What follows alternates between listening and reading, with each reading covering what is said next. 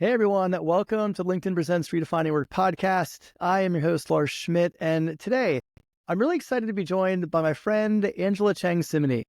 She's a repeat guest on the podcast. She's a former cohort guest instructor for the now retired Amplify Academy. She's a friend. We've had the opportunity to share the stage at different conferences and events, and I admire her voice. I admire her leadership. I admire her candor. And I'm really excited to have this conversation. We were talking about this before we started recording.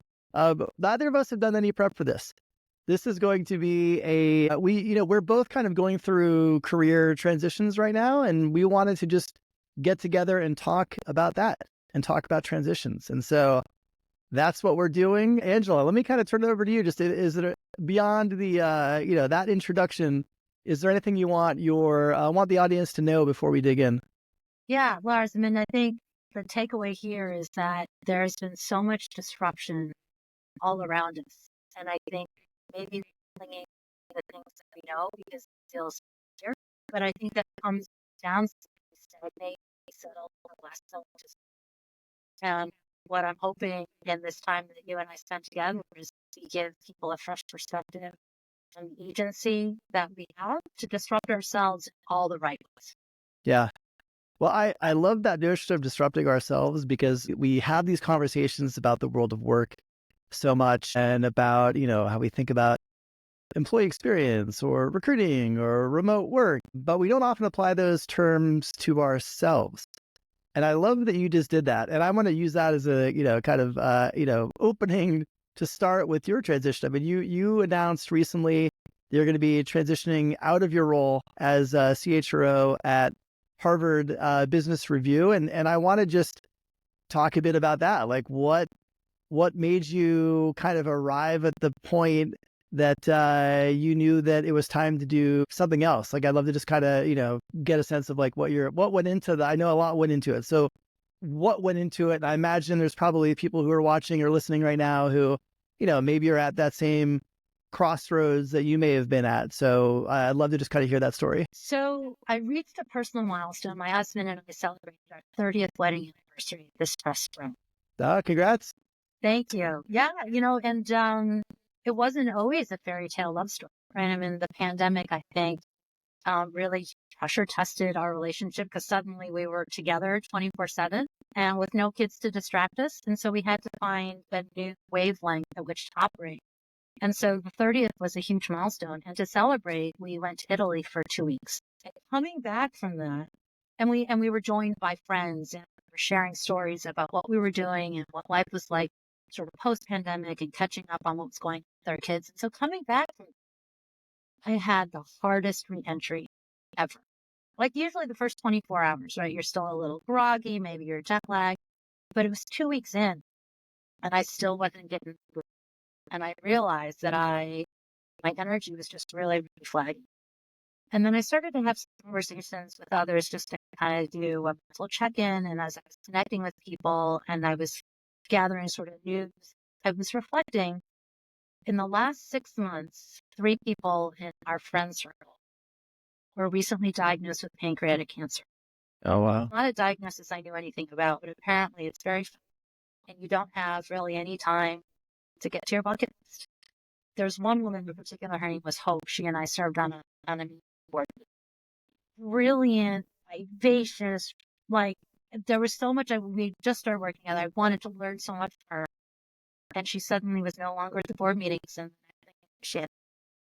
Now she was in her 70s, but she still had so much to give, which is why she was volunteering for this board. And it really caught me up short, right, Lars? We have so many conversations about president, thinking about are you making good choices? Are you spending your energies the way? And I realized I've been on auto the last 18 months, right? Sunday, okay, what am I doing Monday, Tuesday, Wednesday, Thursday, Friday? Friday, maybe you get to relax, but then Saturday you get to all the shit you didn't get to in your personal life Monday through Friday, and then Sunday you get up and you get ready to do it all over again. And wow, is this how I want to spend 50 or 60 hours of my life every week for the foreseeable future? And I realized that the answer was emphatically, oh, I'm 54, and let's say I live to The last 10 years, probably not terribly productive, right? I might have a colostomy, you know what I mean? You just don't, you don't know how good those years are going to be. So Yeah, those are the best years. no, those are not the best, right? And if I think about, okay, maybe the next 20 are still good. Like I could be president 20 years from now. So maybe I can still be, you know, thinking clearly, but that's it. Like 20 really good years. And I think about the last 20, how quickly they went, how quickly they went. I want to slow time down and I want to redeploy my energies to things that, you know, not necessarily always joyful, but really mean something, really, Yeah. really of intention. And so 30 years into HR and everything you've been writing and teaching and sharing with the world is really, really, and to do it well, I think you have to bring such a great amount of passion, energy, and presence and time. I didn't want anybody to say, you know what, Angela, you're off your game. You're not doing this as well as you used to. So I wanted to tap out while the going was still good. And, you know, I envisioned keeping a hand in HR because I love the work too much to walk away from it completely, but it's not going to look like this. I really want to settle work. I want to learn how to work. We're empty nesters. My husband's been retired, semi-retired for the last couple of years. He's spending more time traveling with my adult children than I can. I'm like, you know, that balance is off. Yeah. So we're making travel plans and I don't have a calendar to reference. Going on vacation for Christmas. I'm bringing a laptop, like completely untethered, liberated. The options are endless. And that just seems like the right time and place for me. I mean, I appreciate the candor, the rawness and the realness of that, you know, kind of description, right? I think that so many times we may find ourselves in a similar spot, but we soldier through it.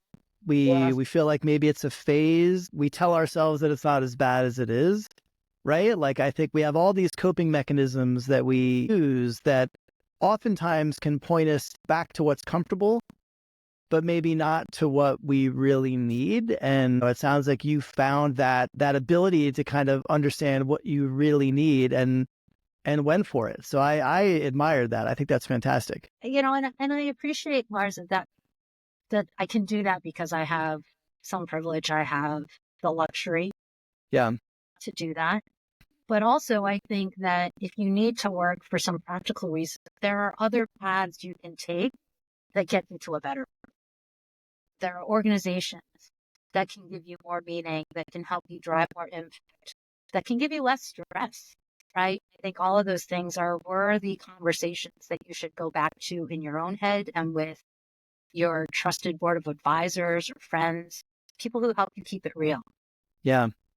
Well, I'm sorry to hear about your friends as well. It's tough. And I think it's moments like that that tend to put the fragility of life into perspective and the fact that, you know, tomorrows are really guaranteed. And you know, I think lessons like that, conceptually, we all get it as humans, right? But I think until it touches us in a personal way, we don't really, you know, it's hard to really see it like that. But once it has, you can't unsee it. Oh, that's so right. Yeah. So yeah. So when you think about like, you know, kind of what's next for you, mentioned you want to kind of stay close to HR, you know, obviously in a different setting, like what does that look like for you? Like, as you think about kind of the level of involvement, the types of involvement, like you've developed skills and perspective and experience over your career that remains incredibly valuable. Like now it's up to you to figure out how and where you utilize that, deploy that, right? So have you thought about kind of what's next? Maybe you haven't, based on the themes that I'm hearing, which is also okay. I'm just curious of like, you know, do you kind of, and this kind of goes back to, I think, a lot of crossroads that people have where it's like, do you cut the cord, the given thing, without having clarity around what the next thing is? Or do you have faith that will come together? You know, you mentioned obviously being in a position of like, you know, having the privilege to be able to do this and you know, not necessarily having income be a driving force. And I know a lot of people don't have that. So I acknowledge that. But like, was there, you know, do you kind of enter this with like a thought of, hey, I think it would be fun to do this, or like this would be something that would interest me, or maybe this is something that like I've always been curious about, but I haven't really been in environments where I've been able to indulge that curiosity. So I want to find that space. Like, I'd love to just see how you think about that. So I will say, full disclosure, I'm a little nervous about going cold turkey without a paycheck. So Yep. checking out some part-time opportunities, just as a safety. But I kind of want to do the Lars thing. I think there might be a book that's Okay. out, and and I might just write it for me. It might not ever see the light of day, but I want to see if I have something to say that might resonate with other people. That will certainly be about leadership or our function, our passion, vocation. I do want to travel. I want to sleep. God, I want to sleep, Lars. Really, sleep some more.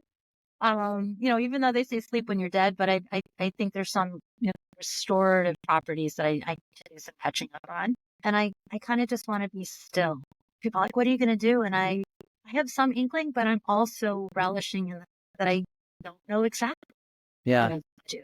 Because I've known exactly what I've wanted to do for the last 30 years, professionally. Yep. Yeah. It's so interesting. I think modern life has got us, especially modern professional life, it's like put us in a place where we feel like we have to be constantly programmed. Right? It's like we program and book and schedule and prioritize and task list everything, right? And it's work, it's family, it's activities. My kids are very much in the house, and at 8 and 10, like they've got lots of sports activities. So it's like, it's that. And I think as a species, many of us have kind of lost the capacity to just be present. And it's funny, and I don't say this as like pontificating. I'm saying this because I embody somebody who also is in constant struggle, because I think it's a mix of like, hey, I could learn this, hey, I could do this, hey, what's happening on in the news, which now I'm avoiding, which is healthy. But yeah, like I think it's a gift to be able to kind of understand that and just sit back. Like I think admire my wife for this ability. Like she can get lost in a book, just spend, hours reading a book. My oldest daughter can too, which is amazing, right? Like that, but that was never really something that I had. And I think sometimes I find myself doing that, or just like doodling in a sketchbook or something like that. I have no artistic skills whatsoever. So when I say doodling, it's like, it's an embarrassment to people who actually doodle, but like just doing a thing that's mindless, and you give yourself permission to just occupy that space. There was an article, I'm going to butcher the source. I think it was like WBUR in NPR, but there was a neuroscientist, and he was talking about how humans, particularly with smartphones, have lost our ability to, have your brain not processing anything. We're in an elevator, we'll pull out our phone. We're in line for something, we pull out our phone. We're in the bathroom, like we pull out our phone. And it's like, I mean, we do, right? Like I do, I will own that. But it's like, your brain needs a break. Your brain needs that cushion so that it can like connect synapses and it can regenerate things. And like physiologically, we are starving our brain from that with the constant barrage of activity and stimulation. And so like, yeah, like I'm excited for you, like getting out in nature, learning how to paddleboard, just, having an open calendar and no laptop when you're in another country. Like that's going to be just such a shift that I think will just open up this new phase of life for you. Oh my gosh, Lars, there's so much to unpack. The first of which is, and we pass along those bad habits to our kids.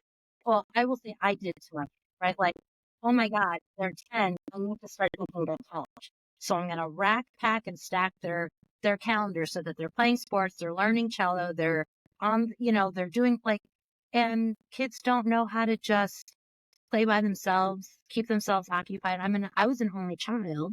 And so I learned how to keep myself occupied. Like, I would make my own games. I would do a lot of reading, something else I'm really looking forward to getting back to. But yeah, there is something about just being in the moment. I was reading something where someone said, even when you're washing the dishes, sort of enjoy the wax on, wax off moment, right? Like just listen to the water and appreciate that you're washing the debris on the plate and you're stacking it, moving it to the plate, and then enjoy the completion of that task. and don't think about rushing off to the next thing, and maybe don't have television running in the background, just really being in of small moments. Because you're right, our brain never has a moment to just relax, which is probably why I'm so darn sleepy.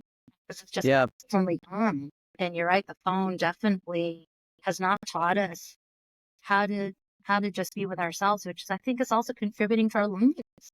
Yeah. Because we don't know how to be by ourselves. We don't, and especially idle by ourselves. Yes. So it's like, I need a phone to fill this. I need an iPad. I need a computer. I need a TV. You can watch the empty street for an hour and be so like a leaf goes by, and that's like the most exciting thing. And right, like you just sit there, like, what's going on? Nothing.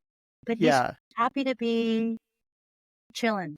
There's a lot we could learn from dogs. So much we can learn. I mean, there really is. Like, I admire their commitment to leisure. I share that. I just can't act on it the same ways. It's funny. Before my first podcast was a podcast called The Best Part of Your Job. And I interviewed people in different careers to kind of get a sense of, like, what's it like to do that? Like, what's it like to be a Hollywood producer? What's it like to be a shark marine biologist, right? And just some really interesting, what's it like to be a Marine Corps lieutenant under fire in Afghanistan, right? I mean, just like, it was such a privilege to be able to learn about those. But I actually had one conversation, I vividly remember this, with a childhood friend, somebody who I grew up with, and he's a music producer, and very busy job, and dynamic, and most people hear music producer and you're like, oh, that's amazing, like you get to work with all these artists, and it is, but it's hugely stressful, hugely unpredictable from like a timing and kind of planning. It's anything but 9 to 5. And we were just kind of waxing poetic, if you will, around like our careers and our jobs. And he's like, you know what? Sometimes I wish I could just have like a bread company. I wish I could be a baker. I wish I could get up in the morning, make the bread, bake the bread, sell the bread, go home at 5 every day and not think about bread until I go into the morning. And it was just like, it was a very simple statement, but it was really profound in the sense that hearing that, I longed for that as well. I was like, I can't remember, like literally can't remember a time where like my thoughts of work were constrained to the hours of 9 to 5, right? As I imagine most people watching and listening to this probably feel that same way. And there's just this ability to like turn on and turn off is a real gift that I think we all need to get a little better at. Work really hard to do that because this apparatus that we're in around life is not built for that. Okay. So Lars, you're on your own journey of a transition. You want to share a little bit about that? Yeah. I mean, it's funny. Like, I feel like a lot of people I'm joking that's a reverse commute. Like a lot of people are moving out of corporate and moving to the entrepreneurial role. For me, it's interesting. Like I'll go back to the beginning. Like I never sought out to be an entrepreneur. I never sought out to run my own business. Like I always thought that would be a horrible thing to do. To be honest, like my first 15 years, I was an operator. I was in corporate roles, and I was always like, look, I want to have an employer. I want to have a paycheck. I want consistency. I want 9 to 5. And then, I realized that in the kind of work that I was doing, I wouldn't have a 9 to 5, like that wouldn't exist. And the desire to kind of start Amplify was somewhat, kind of based on circumstances. Like I had an offer to run global recruiting for SoundCloud in Berlin. And my wife and I were seriously considering it, but we were also trying to start a family. And so we're like, we're really going to move to Berlin, and so we decided that wasn't the best thing and that we wanted to kind of, have roots here. And so, I knew it was, kind of the work at NPR that I'd done on the transformation side had shifted to maintenance. Maintenance is not, where I shine. And so I knew it was time to do something different. And as fate would have it, my boss at NPR got an offer to run HR at SpaceX. And so he wanted me to come with him to run talent for SpaceX, but we'd already lived in LA twice. Again, we were trying to, plant roots here in the DC area to sort of start a family. And so I said, I can't come there and, move there and do this, but I can basically help you do all these things through my own firm. And he was like, great, I don't really care how you get here. Just, I want you to help me build this thing. And so that's kind of how I got my start. It wasn't this big intentional, But, I've always dreamed of having my own company, right? It was more like circumstantial. And I think the last 10 years have been amazing. Like I've had the opportunity to do so many different, work with incredible companies, work with such a range and variety of things, and leaders and kind of business situations, helping them navigate different transformation and kind of recruiting optimization. The ability to take a lot of things from 0 to 1, like building the Amplify Academy, like building HR open source, doing all these things. And it was really fulfilling. But I hit 10 years last December. And, as you do after 10 years of anything, like you start to get reflective and think about what the next 10 years look like. And, while there's been a lot of things that I've gotten from the experience as an entrepreneur, like I've always missed building with a team. I've missed being a part of a team. Most of the business has been me solo. My wife had worked with me part-time the last 2 years, but like the ability to like be inside of a company, to build with a team, to have a long view towards solving challenges, see people grow and develop who you're mentoring and coaching and leading. That I tried finding that elsewhere. I mentored, I did a lot of other things, but it just wasn't quite the same. And I think after 10 years, I was just like, I'm really like at my core, I'm a builder. I love to build, and felt that as an entrepreneur, I'd built all the things that I had set out to build, and it was time to build from the inside again. And so that's kind of how I arrived at that decision. The freeing and maybe, arguably somewhat scary part about it is like, I didn't go into it with a very clear idea of like, I want this exact role in this exact company. I was like, I built up a range of skills as both an operator and an entrepreneur. That's a pretty diverse and eclectic mix of skills and experience that I think could be really interesting combining them, in the right environment. And so that was really the driver for me. It wasn't like, I think before in my career, I was like, well, the next vertical path to this career is going to be this. And so I always had that lens towards looking at a next role. Now I don't. Now it's like, I want to work with a great team.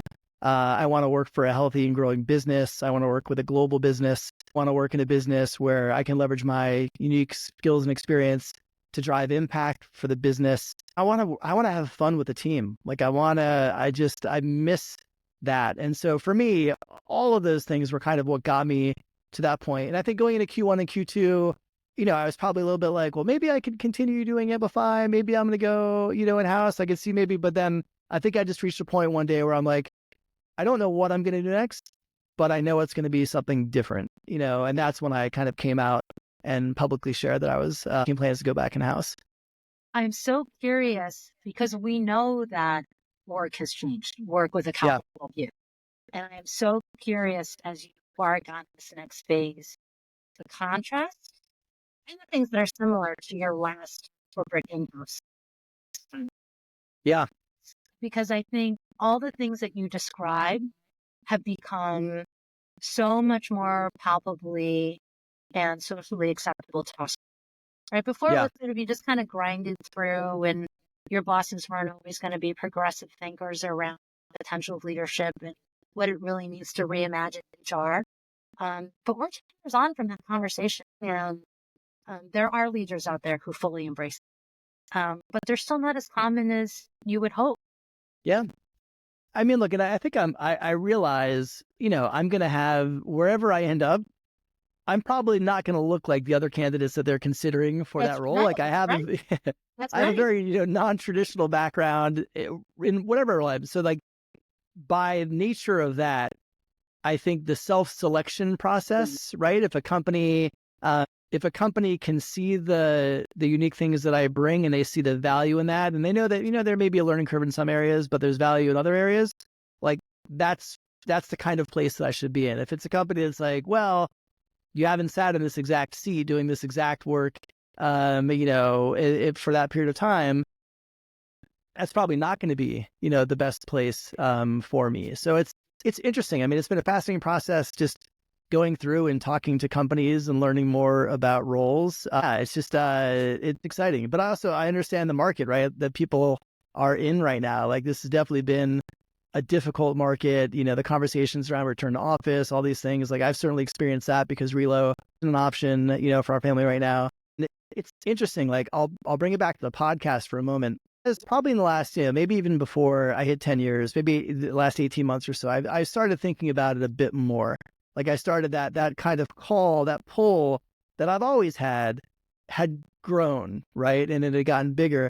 And the interesting thing is, I've had this privilege with this platform, with the podcast, to for the last 5 years be talking to some of the top, most progressive, chief people officers and CHROs and heads of people and talent leaders on the planet, and like learning from them and hearing how they're navigating different situations. And it's like I've found myself in multiple conversations, like hearing them describe a really difficult challenge that they had to guide the business through, and thinking, man, that would be fun to work on.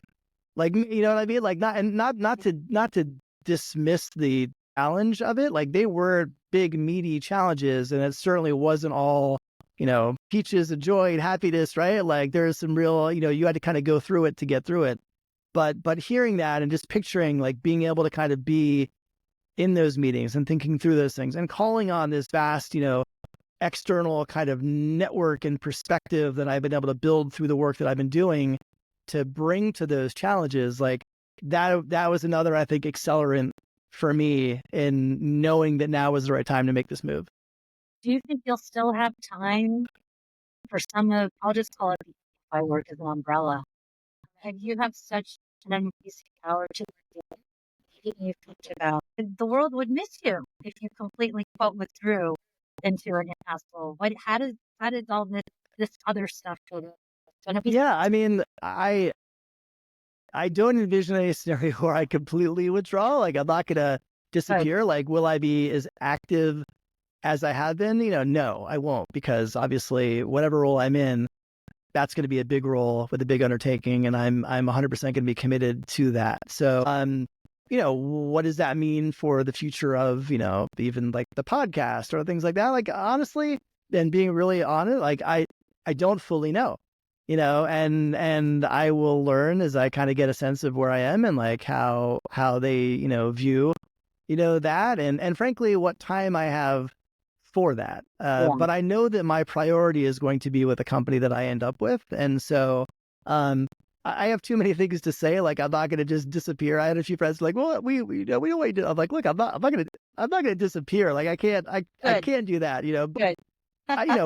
will I be as, prolific? I know that I won't. And exactly what shape that takes, I will know as I kind of get a sense of like where I end up and what I'll be doing. But yeah, you're not going to get rid of me. I'm not going to be going off in a cave somewhere and fully off the grid. Well, and I think what I love about our subject of transition is when we don't. Yeah. Right. I mean, there is something that is calling to us that is new and different and perhaps better than today. But there's also so much freedom and not being overly programmed and overly excited. And haven't been in a place where I felt like I have opportunity and agency to make those choices without, there aren't any serious consequences. If I screw it up, it's just me, right? Yeah. Because my family is sad, and it is a really wonderfully liberating position to be in. And I'm excited for your journey as much as I am. Yeah, well, I'm as excited for your journey as I will reciprocate your shared excitement. It's cool. Like, I think, again, like whatever lies on the other side of what we're going to be experiencing will be growth. Yes. And new experiences and learning. And I'm grateful for those moments in life. And that's one of the things that gets me really excited is like, I know whatever role I end up in, like there will be a lot of that. And the ability to again, for me, it's like one of my biggest personal motivators is always impact at scale. Being in an environment where I can, help the business in that way. Like to me, that's just exciting. And it's like, I think having kind of done this and built things over the last 10 years as an entrepreneur, I've learned so much through that experience. But most importantly about myself and how I work. And I'm just excited to kind of take that forward. And I'm excited to see your pictures of paddleboarding all around the world. So no, you can't, you're on record. You're on record now. GoPro anytime soon, Lars. The camera's more in the water than it is above. And I think your point about impact at scale, it doesn't mean that the solution is go work for, Amazon, right? It's about if you change 10 people's lives, That's massive. That's scale, right? Yeah. And so we can find impact in a lot of different ways. And if you're not getting it where you are now, I think that's what we're telling people is go find it, because we don't have a lot of time, and we have so much to give, and so much to receive that it's a wasted opportunity if we're not constantly revisiting that vision in life. Yeah. Well, you kind of answered the question I'm just about to ask you, but I'm gonna ask you anyway in case there may be another version of it. But let's each have like parting thoughts. So we're having this conversation on transition. I'd love to just have your, so again, oriented towards the viewer or listener who maybe is at their own kind of point of transition, and they're an inflection point in their career, their life. What advice would you have for them? I think it's at least have the conversation with yourself, with your family, with people that you trust about, directionally, do you still feel good? Are you a better person yesterday, better person today than yesterday? Are you finding joy here? And if the answer is yes to any of those, then feel good about it. I think we get off the track and onto the hamster wheel when we forget to have conversation. Nothing may change today, but it's changed 5 years or 10 years down the road. But don't go in autopilot. Don't go in control. And I think that was a cycle that I got caught up. Feels good. Well, Angela, I'm excited for you. I'm happy for you as a friend, as somebody who's, like, as I mentioned, I think you do incredible work in this space. As a operating CHRO, we will miss you. As a leader in our industry, I know we won't miss you because I know you're not going anywhere. But I appreciate you role modeling how to think about your life and your career and your candor. And I just appreciate you. So I'm really excited for this next chapter for you. And I can't wait to follow along with all of your travel pictures and the GoPro eventually. I'll give you time. I'm not going to timestamp the GoPro, but when you're ready, I will be excited to see that first person point of view. You got it. And the same for you, Lars. The mark that you have left on this practice and on this discipline is indelible. I am so grateful to be in your orbit, and can't wait to tailgate along with you. It's going to be a good ride. Well, I appreciate it, and wishing you all the best, and just very excited for this next step. So thank you so much for having this conversation. If the viewers want to connect with you after the show, is LinkedIn the best spot? It is. It is. I will still maintain that account. It might be paddleboarding pictures, but it's all good. I highly encourage paddleboarding pictures. Yes. We need more of that. I think, blending the professional and the personal is important because we're all a lot more than where we work as humans, and we shouldn't hide that. Absolutely right. Thank you, All right, Lars. Angela. Thanks so much. Okay. Wow.